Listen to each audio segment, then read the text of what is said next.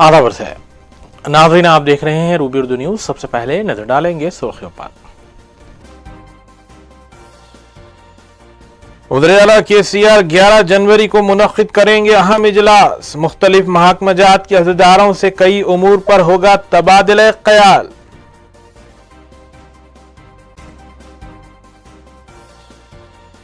मजलिसी अरकान असम्बली की मुतल्लिक़ा हल्कों में सरगर्मियां जारी। रुकन असम्बली अहमद पाशा खादरी ने याकूतपुरा के मुख्तलिफ डिवीजन्स में बरक़ी की बहाली के लिए की नुमाइंदगी।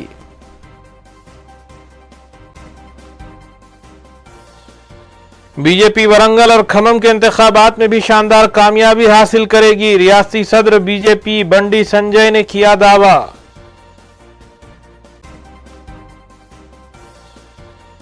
ऑनलाइन ताल्लुकात पैदा करते हुए धोखाधड़ी में मुलविस 5 अफ्रीकी नजात साइबर मुलजिमीन गिरफ्तार। साइबर क्राइम पुलिस रच्चाकुंडा ने की कार्रवाई।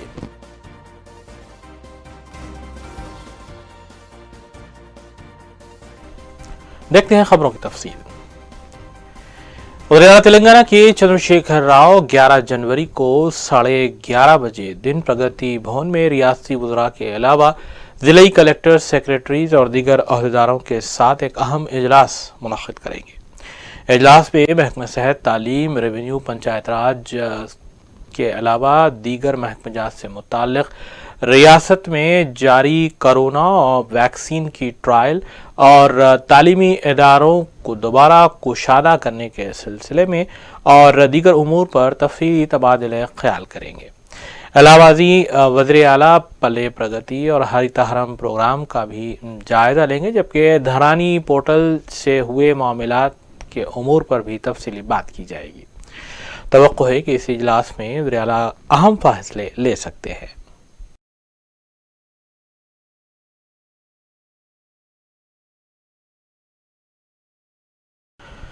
कुल्लू में सादर मुस्लिमीन के रुकन असम्बली हल्के याकूतपुरा सैयद अहमद पाशा खादरी ने रैन बाजार, संतोष नगर और कुरमागुड़ा डिवीजन के मुख्तलिफ इलाकों में अक्सर व बेशतर जुमा को बरक़ी मुनक़ता होने की शिकायतों का जायजा लिया।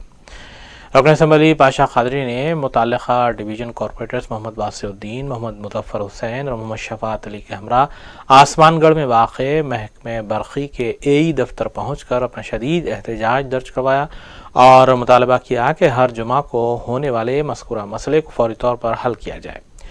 उन्होंने मुताल्लिक़ा AE को बताया कि अवाम को कई तकालीफ का सामना है और इस मसले को जल्द अज जल्द हल किया जाना चाहिए।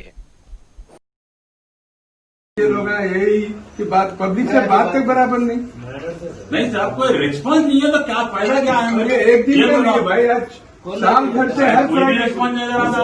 आपका मादना पे डेरी या नहराना चाह रहे थे, उन्हें रिस्पॉन्स नहीं दे रहा, पब्लिक से लगा दे रहा उन्हें नहीं होना रहते। यहाँ पे पोस्टिंग घर दूर पड़ रहा था, ऊपर से आने के थे लगा ले रहा खाली पीली को पब्लिक से भेजा देना साहब, एक आध को भेजा हुआ था, दूसरे रेट होते मैं नहीं तो मैं अब यहाँ पे धरना देंगे नहीं तो वहाँ पे जाके CMD साहब का MLA ये भाई आप ये पहली बात हो रही है, फ्राइडे को क्यों बंद कर रहे हैं आप लोग? नहीं बंद करते सर, कुछ मैं सुनिए, आप बोले नहीं, राइटिंग में CMD को देके आया हमें, 6 महीने से बने, डेट वाइज है पूरा मेरे पास। एवरी फ्राइडे जो सो आप ये टाइम पे सुबह 10-11 बजे से 4-5 बजे तक कंटिन्यू बदलता। रिस्पॉन्स नहीं मिला तो कोई ना आप लोग फोन करे तो भी मेरे फोन करे 2 बजे। अब आज के लिखो आप कितने बजे जगह बने तो सोमनाथ टेम्पल, अलसफा डेयरी, कमेला मंदिर पीटी चार्ज हो गया सर,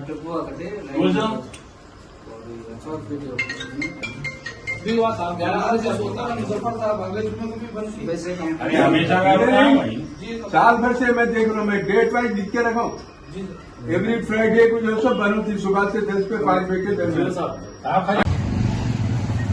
याकूतपुरा असेंबली हल्के में हर जुम्मे को सुबह 10 बजे से शाम के 5 बजे तक मुख्तलिफ इलाकों में 2-2 घंटे 4-4 घंटे लाइट बंद हो जाती है। ये सिलसिला तकरीबन साल भर से जारी है। इस ताल्लुक से CMD को भी मैं रघुवर रेड्डी साहब को भी राइटिंग में लेटर देके बताया, ये डेट वाइज एवरी फ्राइडे ये टाइम से ये टाइम तक जाती है ये इलाकों में, बल्कि और देके भी 6 महीने हुआ। आज तो बहुत टू मच हो गया। आज जुम्मे का दिन है, हर जगह लाइट बंद है। कमिला मस्जिद, जबीरपुरा, नागाबोली, रैन बाजार, सोमनाथ टेम्पल, ये तमाम इलाकों में, संतोष नगर में हर तरफ बने। लेकिन बात करें तो हमारे वर्कर्स बात करें तो सही तरीके से रिस्पांस नहीं वर्कर की, टेढ़े मींगे बातें करना। आखिर में मजबूर होकर यहाँ आकर एसी ऑफिस में, डी ऑफिस पे आके आसमानगढ़ में डी साहब के सामने तमाम शिकायतें रखे, सख्त तरीन एहतजाज करे, प्रोटेस्ट करें यहाँ पे हम कि रवैया बदलना चाहिए, वरना हम इसके ऊपर बड़े पैमाने पे एहतजाज करेंगे। सुरेश साहब जो डी इलेक्ट्रिकल है आसमानगढ़ के याकूतपुरा हल्के के, उन्होंने वादा किया कि आइंदा जुम्मे से ये तकलीफ नहीं होगी। मैं याकूतपुरे के मुख्तलिफ सब स्टेशनों पे जुम्मे के दिन आके उधर बैठूंगा, संतोष नगर में और याकूतपुरे के दीगर इलाकों में इसको पूरा कंट्रोल करूंगा। जुम्मे के दिन एक मिनट के लिए बंद नहीं होना, मैं वादा करता हूं कि उन्होंने तयफुन दिया था हम अपने प्रोटेस्ट को। रियासती सदर भारतीय जनता पार्टी रुकने पार्लियामान बंडी संजय ने खम्मम में पार्टी कायदीन और कारकुनों के एक इजलास को मुखातिब किया। उन्होंने कहा कि बीजेपी ने जिस तरह दोबाक असम्बली और जीएचएमसी इंतखाबात में कामयाबी हासिल की है, इसी तरह खम्मम कॉरपोरेशन इंतखाबात में भी कामयाबी हासिल करेगी। उन्होंने कहा कि रियासत से टीआरएस के जवाल का आगाज हो चुका है। उन्होंने वज़ीर-ए-आला केसीआर पर शदीद तनकीद की और बताया कि वो कई बदउनवानियों में मुलविस हैं। అనారోగ్యం గురయ్యాడు. నేను నిన్న చెప్పినా మళ్ళీ చెప్తున్నాం, కేసీఆర్ గారు నిండు నూరేళ్ళు ఆయుర ఆరోగ్యంతో ఇంకా అష్టైశ్వర్యంతో బతకాలని కొడుతున్నాడు. 1,00,000 కోట్లు 1,000 కోట్లు సరిపోలే, ఇంకా లక్షలాది కోట్లు సంపాదించుకోవాలి, ఆయుర ఆరోగ్యంతో ఉండాలి. ఆయన కుటుంబం మేము ఎవరు బాగున్నప్పుడు ఆయన మాత్రం బాగుండాలి, కుటుంబం బాగుండాలి, నేను వారు కోరుకుంటాను. ఎందుకంటే భారతీయ జనతా పార్టీ అందరి క్షేమం కోరే పార్టీ, సర్వే జన సుఖినో భవంతు అని చెప్పి కోరే పార్టీ భారతీయ జనతా పార్టీ. రాష్ట్ర ముఖ్యమంత్రి లేక ఇంకోటి నాశనం కోరే పార్టీ భారతీయ జనతా పార్టీ కాదు. నేనే బాగుండాలి, మొత్తం నాశనమే పోవాలని కోరే పార్టీ టీఆర్ఎస్ పార్టీ. అందుకే ఆయన బాగుంటాడు, ఆయన కుటుంబం బాగుంటుంది, తెలంగాణ ప్రజలు మొత్తం ఇబ్బందులు పడుతున్నారు. దానికి తోడిన వాస్తు పేరుతోని వాళ్ళు ప్రజలు నమ్మించే ప్రయత్నం చేస్తున్నాడు. కాబట్టి ఆయన వాస్తు చూసుకుంటే సరిపోతుంది. ఆయన ముఖ్యమంత్రిగా ఉంటే బాగుంటుందా, తెలంగాణ రాష్ట్రానికి బాగుంటుందా, అది చాలా ఫస్ట్. మళ్ళీ ఆయన బాగుండకుండా కూడా కొడుకుని ముఖ్యమంత్రి చేయాలనుకుంటాడు. మళ్ళీ దానికో యాగం చేస్తాడు, పూజ చేస్తాడు, పాప వినాశనానికి. నువ్వు ఎన్ని యాగాలు చేసినా, ఎన్ని పూజలు చేసినా కూడా పాపం పట్టుకునే పోదు. అమరవీరుల త్యాగాల ఫలితము తెలంగాణ రాష్ట్రం ఏర్పడిన తర్వాత మన రక్తపు మడుగులు. तेलंगाना विमेंस कमीशन की सदरनशीन के ओहदे पर सुनीता लक्ष्मा रेड्डी ने अपना जायजा हासिल कर लिया। बाद उन्होंने वज़ीर तेलंगाना के चंद्रशेखर राव के अलावा रियासती वज़ीर के.टी. रामाराव से इजहार तशक्कुर किया। उन्होंने कहा कि ख़वातीन के मसाइल की वो यकसुई करेंगी। उन्होंने बताया कि के.टी. रामाराव ने सदरनशीन महिला कमीशन के ओहदे पर सुनीता रेड्डी के फायज होने पर मसरत का इजहार किया है। उन्होंने बताया कि वज़ीर चंद्रशेखर राव ने रियासत में ख़वातीन की तरक्की के लिए कई इक़दाम किए हैं और महिला कमीशन के बोर्ड को नामजद करना भी एक अहम इक़दाम है।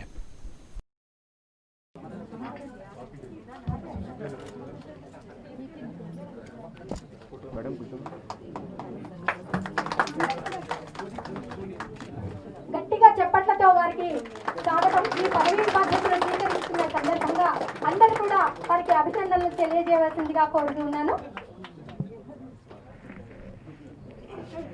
వారి మహిళలందరూ కూడా మనోధైర్యాన్ని కల్పిస్తూ వారికి అండగా ఉంటామని చెప్పేసి కూడా నేను తెలియజేస్తా ఉన్నాను.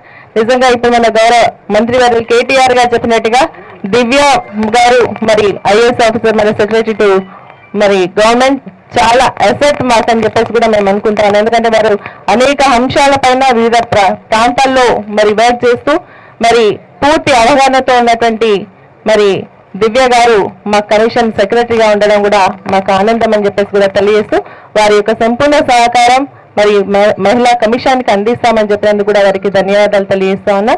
నేను ఈరోజు మహిళలు అనేక రంగాల్లో మరి అనేక ప్రాంతాల్లో వివక్షకు గురవుతా ఉన్నారు. కాబట్టి వారికి సమానత్వాన్ని కల్పిస్తూ వారి యొక్క హక్కులు ఏవైతే ఉన్నాయో మహిళలకు కానీ మరి అదేవిధంగా బాలికలకు కానీ సంబంధించినటువంటి హక్కుల పరిరక్షణ కోసం కమిషన్ తప్పకుండా పనిచేస్తుందని, మహిళలకు ఎక్కడైనా ఏ సమస్య అయినా ఉన్నట్టయితే కమిషన్ దృష్టికి నిర్భయంగా వారు మరి పిటిషన్ ద్వారా కానీ లేదంటే మళ్ళీ మెయిల్ ద్వారా కానీ లేకుంటే పోస్ట్ ద్వారా కానీ మాకు అందించినట్టయితే తప్పకుండా వాటిని విచారించి మహిళలకు తగు న్యాయం చేయడానికి మేము పనిచేస్తామని చెప్పేసి కూడా తెలియజేస్తూ, ఎక్కడైనా మరి వారిపైన తీవ్రమైనటువంటి మరి అరాచకాలటువంటి జరిగినప్పుడు కూడా మరి తప్పకుండా మహిళా కమిషన్ మరి రాష్ట్ర ముఖ్యమంత్రి కేసీఆర్ గారు ప్రత్యేకంగా వారిని ఆహ్వానించి మీరైతేనే ఈ పదవికి న్యాయం చేయగలుగుతారని చెప్పి వారికి ఈ బాధ్యతలు కట్టబెట్టడం, వారి మీద ఒక బృహత్తరమైన బాధ్యతను పెట్టారని నేను అనుకుంటా ఉన్నాను. ఎందుకంటే ఈ రాష్ట్రం ఏర్పడ్డ తర్వాత మహిళా సంక్షేమానికి సంబంధించి రాష్ట్ర ప్రభుత్వం ఎన్నో కార్యక్రమాలు తీసుకొచ్చింది. కొన్ని మానవ అభివృద్ధి సూచికలు అంటారు, HDI హ్యూమన్ డెవలప్మెంట్ ఇండెక్స్ అంటారు. వాటిల్లో అతి ముఖ్యమైనవి మాతా మరణాలు, శిశు మరణాలు. వాటిని గణనీయంగా తగ్గించడంలో తెలంగాణ ప్రభుత్వం గడిచిన 6 ఏళ్లుగా తీసుకున్న వివిధ సంక్షేమ కార్యక్రమాల వల్ల, కేసీఆర్ కిట్ కావచ్చు, అమ్మఒడి కార్యక్రమం కావచ్చు, ఇంకా ఇతర కార్యక్రమాలు కావచ్చు, అమ్మ లాలన లాంటి కార్యక్రమాలు కావచ్చు, వీటన్నిటి వల్ల ఆరోగ్యలక్ష్మి కావచ్చు, వీటన్నిటి వల్ల మాతా శిశు మరణాల సంఖ్య గణనీయంగా తెలంగాణలో తగ్గింది. ఇన్స్టిట్యూషనల్ డెలివరీస్ పెరిగినాయి. మహిళల మీద దాడుల గురించి, మహిళల హక్కుల గురించి ఏదైతే ఇందాక పెద్దలు ప్రస్తావించారో, తెలంగాణ బహుశా భారతదేశంలోనే అతి కొద్ది రాష్ట్రాలు మహిళల కోసం ప్రత్యేకంగా కొంత స్పష్టమైన కార్యాచరణ తీసుకొని షీ టీమ్స్ కానీ ఇంకా ఇతర కార్యక్రమాలు కానీ చేసి మహిళా సాధికారతకు పెద్దపీట వేసింది తెలంగాణ ప్రభుత్వం. సాధికారత అంటే కేవలం మాటలకే పరిమితం కాకుండా సాధికారత అంటే కార్యాచరణలో కూడా చూపెట్టాలన్న ఉద్దేశంతో ఈరోజు 3 ప్రత్యేక పారిశ్రామిక పార్కులు మహిళల కోసం ఏర్పాటు చేసింది తెలంగాణ ప్రభుత్వం. ఏర్పాటు చేసిన ప్రతి పారిశ్రామిక పార్కులో కూడా మహిళల్లో కూడా ఆంటర్ప్రినర్షిప్ని అంటే పారిశ్రామికవేత్తలుగా ఔత్సాహికులు రాణించాలన్న ఉద్దేశంతో ప్రత్యేకమైన కోటా ప్రతి పారిశ్రామిక పార్కులో పెట్టింది తెలంగాణ ప్రభుత్వం. దాంతోపాటు భారతదేశంలోనే ఏకైక విమెన్ ఆంటర్ప్రినర్ హబ్ హబ్ పేరిట మరి మహిళా పారిశ్రామికవేత్తలను, అంకుర పరిశ్రమలను కూడా ప్రోత్సహించాలన్న ఉద్దేశంతో హబ్ని ఏర్పాటు చేసింది కేసీఆర్ గారి ప్రభుత్వం. ఇంకా చెప్పాలంటే చాలా చెప్పొచ్చు, దానికి చాలా సందర్భాలు కూడా ఉంటాయి. మేము అవన్నీ చెప్పి నేను విసిగించాను. కానీ కాకపోతే గడిచిన 6-6.5 సంవత్సరాలుగా గౌరవ ముఖ్యమంత్రి కేసీఆర్ గారి నాయకత్వంలో చాలా రకాల కార్యక్రమాలు మహిళా శిశు సంక్షేమానికి సంబంధించి ప్రభుత్వం చేపట్టింది. నేను సునీతా లక్ష్మారెడ్డి గారిని, గౌరవ సభ్యులను ఒకటే కోరుతా ఉన్నాను. మేడం చెప్పారు స్పెషల్ కోర్ట్స్ పెట్టాలి, ఇంకా ఎక్స్పెడిషియస్ ట్రయల్ కావాలని. దిశ సంఘటన జరిగినప్పుడు మొత్తం రాష్ట్రంలోని అందరం కూడా కలవరపడ్డాం. ప్రతి ఒక్కరు కూడా మనిషి అనేవారు ఎవరైనా సరే హృదయ స్పందించిపోయి కలిసివేసి అందరం కూడా బాధపడ్డ పరిస్థితి. అలాంటి సంఘటనలు మన కొత్తగూడెంలో ఒకటి జరిగితే కూడా చిన్నపిల్లల మీద వెంటనే దివ్య గారు, ఇంకా సత్యవతి రాథోడ్ గారు, అక్కడ స్థానిక మంత్రి గారు అందరూ కూడా వెంటనే స్పందించి ముందుండి వారికి అండగా నిలబడి ధైర్యం అనుభవంతో ఈరోజు మహిళా కమిషన్. सीनियर कांग्रेस कायद संपत कुमार ने मीडिया से बात करते हुए बताया कि मरकजी हुकूमत के ज़राई क़वानीन के ख़िलाफ़ और वज़ीर-ए-आला केसीआर की जानिब से किसानों के मसले पर लिए जाने वाले यू टर्न पर 10 जनवरी एतवार 10:30 पर दोपहर 1 बजे तक एक गोलमेज कॉन्फ्रेंस मुनक़िद की जाएगी। उन्होंने कहा कि ऑल इंडिया कांग्रेस सेक्रेटरीज और दीगर कायदीन इस कॉन्फ्रेंस से खिताब करेंगे।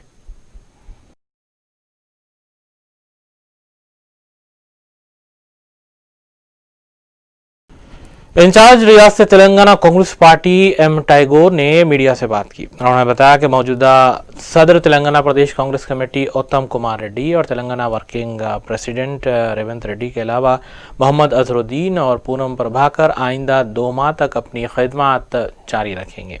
एम टैगोर ने मजीद बताया कि नागार्जुन सागर असम्बली इंतखाबात में कांग्रेस के सीनियर कायद और साबिक अपोजिशन कायद जाना रेड्डी उम्मीदवार होंगे। उन्होंने बताया कि सोनिया गांधी ने जाना रेड्डी के नाम की तजवीज़ मंजूर की है और ज़िमनी इंतखाब में कांग्रेस इस असम्बली हल्के में काफ़ी मेहनत करेगी।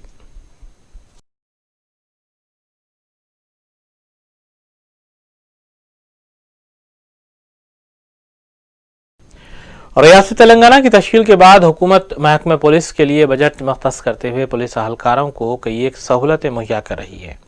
इस सिलसिले के तहत रियासत भर में कदीम पुलिस स्टेशन की इमारतों की तज़यीन और नई इमारतें भी तामीर की जा रही हैं। Commissioner police Cyberabad VC Sajjanar IPS ने जिला रंगारेड्डी के तालकशार नगर में वाक़े नंदीगामा, शमशाबाद और करताल पुलिस स्टेशन की तामीर की जाने वाली नई इमारतों का संग बुनियाद रखा। इस मौके पर उन्होंने भूमि पूजा में भी शिरकत की। उनके हमरा DCP शमशाबाद जोन N प्रकाश रेड्डी, DCP ट्रैफिक विजय कुमार और दीगर ओहदेदार भी मौजूद थे।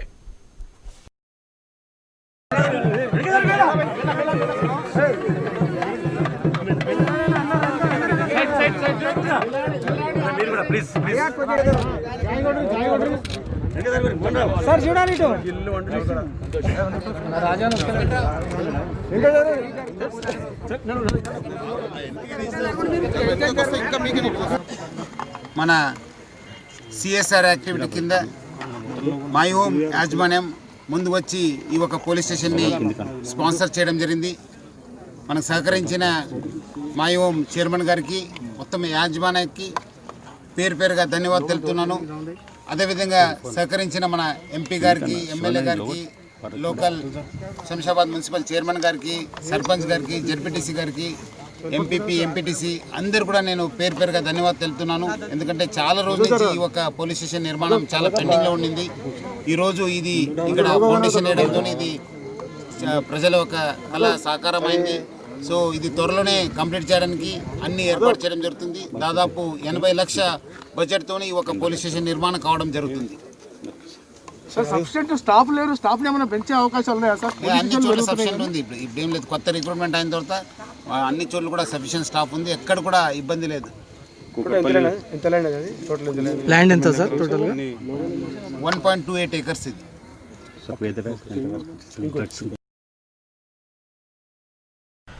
साइबर क्राइम पुलिस रचाकुंडा ने ऑनलाइन ताल्लुकात पैदा करते हुए धोखाधड़ी में मुलव्विस 5 साइबर मुलजिमीन को हिरासत में लिया, जो अफ्रीकी नजात बताए गए हैं। कमिश्नर पुलिस रचाकुंडा महेश भागवत ने मीडिया को बताया कि 5 अफ्रीकी नजात मुलजिमीन को हिरासत में लिया गया है और उनसे जब्त की गई अशिया के हमरा उन्हें अदालती तहवील में दिया गया ताकि मजीद पूछताछ की गरज से बादजा उन्हें दोबारा पुलिस तहवील में लिया जा सके। कमिश्नर पुलिस रचाकुंडा महेश भागवत ने आवाम से भी अपील की है कि किसी भी तरह की ऑनलाइन धोखाधड़ी का शिकार न बने।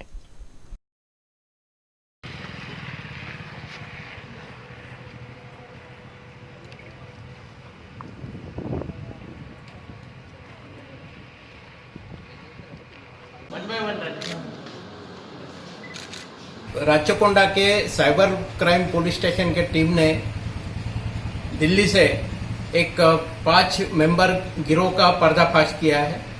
ये लोग बेसिकली अफ्रीकन कंट्रीज से है, एक घाना, 2 लाइबेरिया और 2 नाइजीरिया कंट्रीज से है। ये लोगों ने फेसबुक के जरिए लोगों को फंसाया है। जो लोग फेसबुक पे है वो कभी कभी अनजाने में अननोन आदमी का रिक्वेस्ट भी एक्सेप्ट करेंगे तो उनको दिक्कत होती है। हमारे जो केस में जो कंप्लेनेंट है वो कंप्लेनेंट ने एक अननोन आदमी से रिक्वेस्ट एक्सेप्ट की और जो लेडी के नाम पे प्रोफाइल बनाए हुए था वो रिक्वेस्ट एक्सेप्ट करने के बाद चैटिंग शुरू हुआ। तो चैटिंग के दरमियान उस लेडी के प्रोफाइल वाले शख्स ने मैं हैदराबाद आके आपसे मिलूंगा करके, मैं अभी फॉरेन कंट्री में हूँ और आते समय आपके लिए मैं बाहर के कंट्री से पाउंड्स और गोल्ड ऑर्नामेंट भी लेके आऊँगा करके वादा किया था। और एक दिन ये जो हमारा कंप्लेनेंट है उसे एक कॉल आ गया।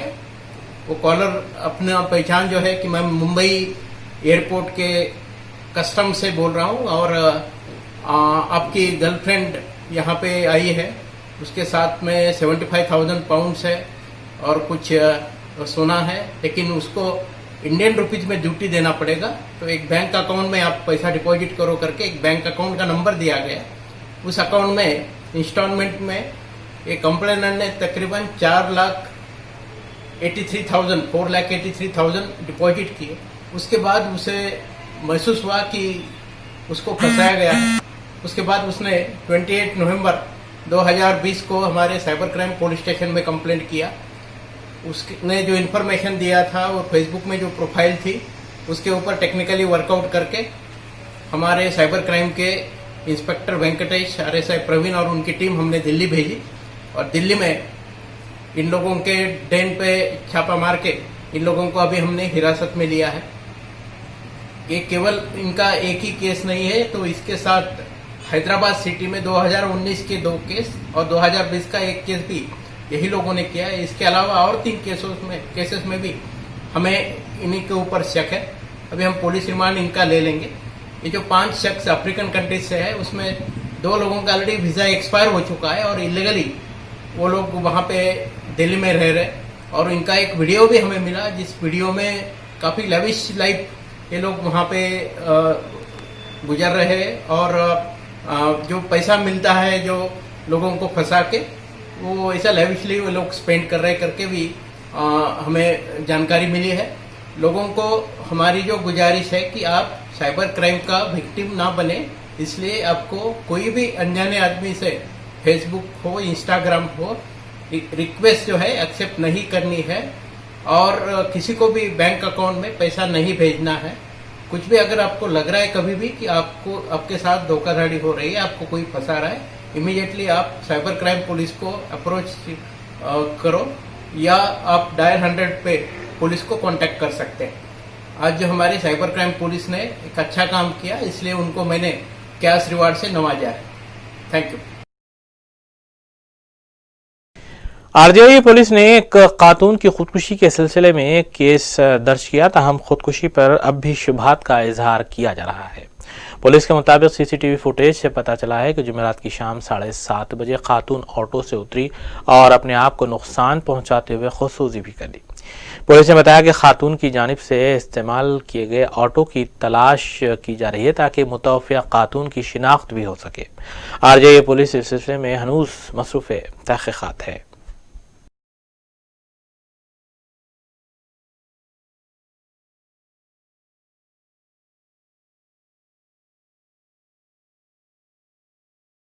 ఎయిర్పోర్ట్ రోడ్డు సమీపంలో ఆర్జీఐ ఎయిర్పోర్ట్ పోలీస్ స్టేషన్లో ఒక మర్డర్ కేసు రిపోర్ట్ అయింది. జిఎంఆర్ వాళ్ళ స్టాఫ్ రక్ష సెక్యూరిటీ స్టాఫ్ పొద్దున డ్యూటీ ఎక్కిన తర్వాత వాళ్ళు గమనించడం జరిగింది, ఒక unknown female dead body burn అయి ఉన్నది. సో వాళ్ళు పోలీస్కి ఇన్ఫర్మేషన్ ఇవ్వడంతో మనము కేసు చేసి దర్యాప్తు చేస్తున్నాము. క్లూస్ టీము, డాగ్ స్క్వాడ్ కూడా పిలిపించడం జరిగింది. ఎయిర్పోర్ట్ ఎంట్రీ రోడ్లో ఇది ఉన్నట్టుంది, టువర్డ్స్ పహాడి షరీఫ్ వైపు నుంచి ఇటువైపు వచ్చే దారిలో ఉంది. సో చుట్టుపక్కల ఉన్న అన్ని పోలీస్ స్టేషన్లో కూడా ఎక్కడైనా ఉమెన్ మిస్సింగ్ ఉందా అనేది ఆ కేసు డీటెయిల్స్ కూడా తీసుకుంటున్నాము. సీసీటీవీ ఫుటేజ్ కూడా చెక్ చేస్తున్నాము, క్లూస్ కూడా ఉన్నవి. సో త్వరలోనే దర్యాప్తు చేసి నిందితులు పట్టుకోవడం జరుగుతుంది. ఏ సమయంలో జరిగిందని భావిస్తారు? ముఖ్యంగా నిన్న నైట్ 10 గంటల నుంచి మార్నింగ్ 6 గంటల లోపల జరుగుండొచ్చు. నైట్ 10 o'clockకి మనకు ఫుటేజ్ కూడా వస్తుంది, దాంట్లో చూస్తున్నాము. मुमताज़ माहिर तालीम और एजाज़ी सेक्रेटरी मेस्को डॉक्टर फ़खरुद्दीन मोहम्मद ने Ahmed Ali memorial educational society की जानिब से तरतीब दिए गए साल 2021 के कैलेंडर की रस्म इजराई अमल में लाई। इस मौके पर सदर सोसाइटी के अलावा नायब सदर एजुकेशन सैयद अजहर, साहिबजादा सैयद मुबारकुल्ला बरकत, एडिटर्स साहिबजादा टाइम्स के अलावा मौलाना रियाज अहमद हुसामी, मिर्ज़ा इमरान बेग, आमिर असलम अहमद खान, MM यूसुफ मुल्ला के अलावा दीगर भी मौजूद थे। डॉक्टर फ़खरुद्दीन मोहम्मद ने Ahmed Ali memorial educational society की जानिब से की जा रही तालीमी खिदमात की सिताइश की और बताया कि वक्त की अहम ज़रूरत है कि मिल्लत के नौनिहालों को तालीम के ज़ेवर से आरास्ता किया जाए।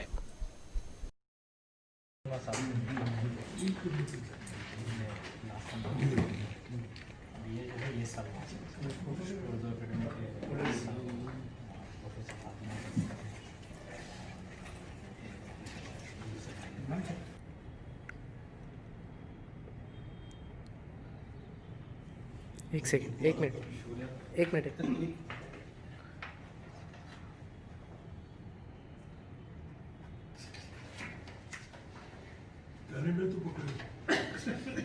चेहरे पे आइए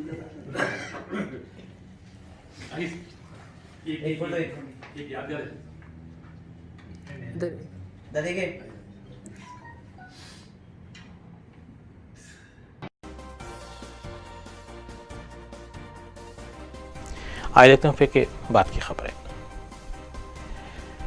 रियासत तेलंगाना में जुमा को कोविड केसेस में मामूली कमी देखी गई। रियासती वजारत सेहत की जानिब से जारी किए गए आदाद शुमार के मुताबिक 346 नए केसेस और 2 अमवात की तस्दीक की गई है।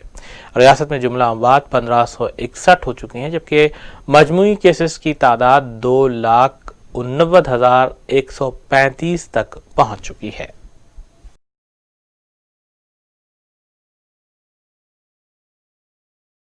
कमिश्नर पुलिस रचाकुंडा महेश भागवत ने मवेशी के सरखे में मुलविस 2 आदी सारिकीन के खिलाफ पीडी एक्ट का निफाज अमल में लाते हुए उन्हें जेल भेज दिया।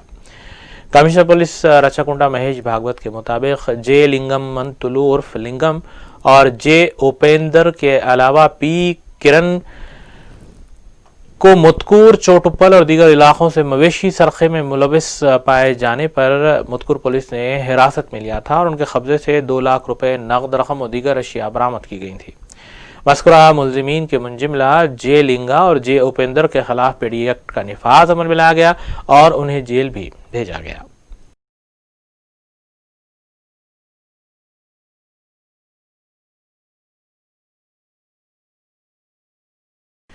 कारवान में वाक़े टोली मस्जिद की वक्फ अराजी फरोख्त करने के इल्ज़ाम में एक शख्स के खिलाफ शिकायत दर्ज करवाई गई और मुतालिका डिवीज़न कॉरपोरेटर ने फौरी इस अराजी पर पहुंचते हुए वहां जारी प्लॉटिंग के काम को रुकवा दिया।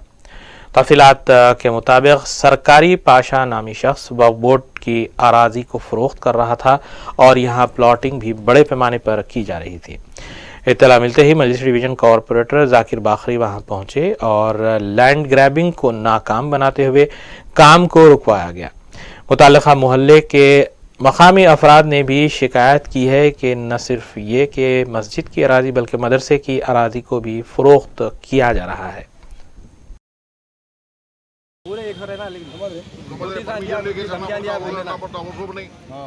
बोल क्या करता हूँ सामने पुराने घर में कर दे रहा जाकिर भाई अब पूरे एक रहना उन्हें बुलाया बात करने बुलाया हो तो नहीं जाना। अरे अरे देख के जी देख के पकड़ दे के आंटी बोली तुम रेडी है ना जी देख के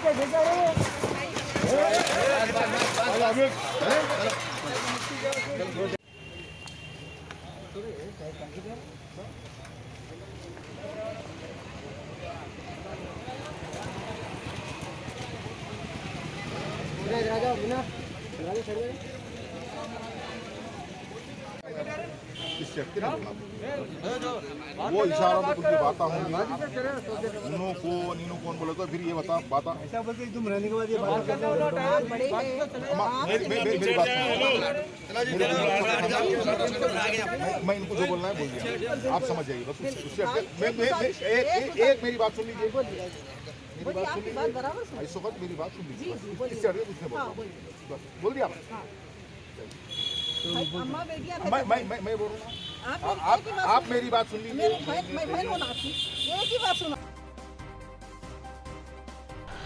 आखिर में अहम खबरें एक बार फिर। वज़ीर-ए-आला केसीआर 11 जनवरी को मुनक्किद करेंगे अहम इजलास। मुख्तलिफ महकमाजात के अहदेदारों से कई उमूर पर होगा तबादला ख्याल।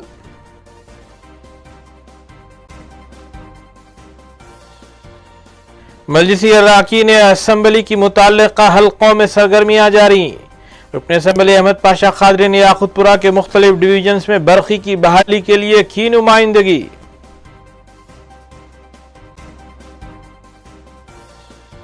बीजेपी वरंगल और खम्मम के इंतखाबात में भी शानदार कामयाबी हासिल करेगी। रियासती सदर बीजेपी बंडी संजय ने किया दावा।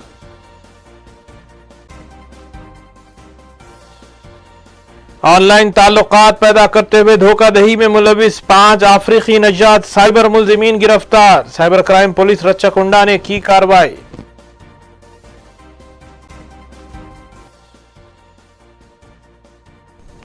इसी के साथ रूबी न्यूज़ यहीं अख्ताम पतिर होती हैं। रियासती, कौमी और बैनुल-अक़वामी खबरों के लिए देखते रहिए रूबी न्यूज़। हम इस उम्मीद के साथ आपसे इजाज़त लेंगे कि आपका आने वाला दिन अच्छा होगा। अस्सलाम वालेकुम।